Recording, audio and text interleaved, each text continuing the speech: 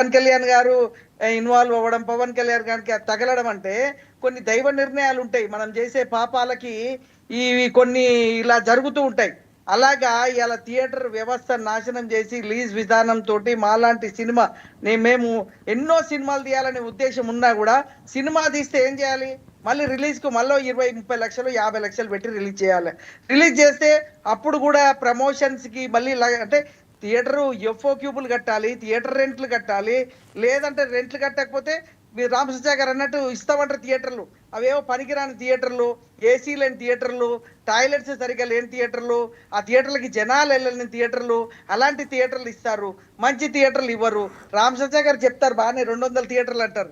కానీ నిజంగానే అక్కడ పోయేసరికి ప్రాక్టికల్ గా నేను కూడా 100 సినిమాలకి బ్యాక్ బోన్ గా ఉండి స్పాన్సర్ గా ఉన్న నేను కూడా అన్ని సపోర్ట్ చేస్తే ఇవాళ 100 థియేటర్లు అని చెప్తారు ఈ మధ్యవర్తులు, డిస్ట్రిబ్యూటర్స్ అని వీళ్ళంతా.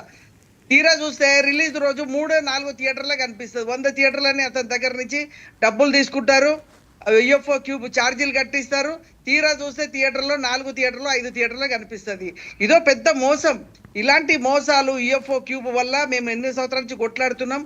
బట్ ఇది పవన్ కళ్యాణ్ రూపంలో ఆ సినిమాలో ఇది శ్రీకృష్ణుడు పాత్ర వేశాడు కదా, గోవింద గోవింద సప్తి, అలాగా గోపాల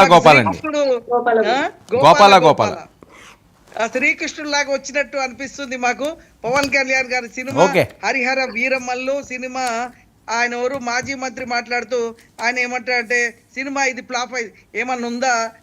వేల కోట్లు పెట్టి ఎంతమంది కార్మికులు ఇందులో ఇన్వాల్వ్ అయ్యి లక్షల అంటే కోట్ల రూపాయలు పెట్టి ఒక 2-3 సంవత్సరాల నుంచి వేల మంది కార్మికులు పనిచేస్తున్న ఒక సినిమాకి మంచి గొర్ర నాయన అంటే సినిమా ఫ్లాప్ అని చెప్పడం చాలా తప్పు. అది బ్లాక్ బస్టర్ కొట్టబోతుంది. అందుకే ఈ పరిణామం జరిగింది.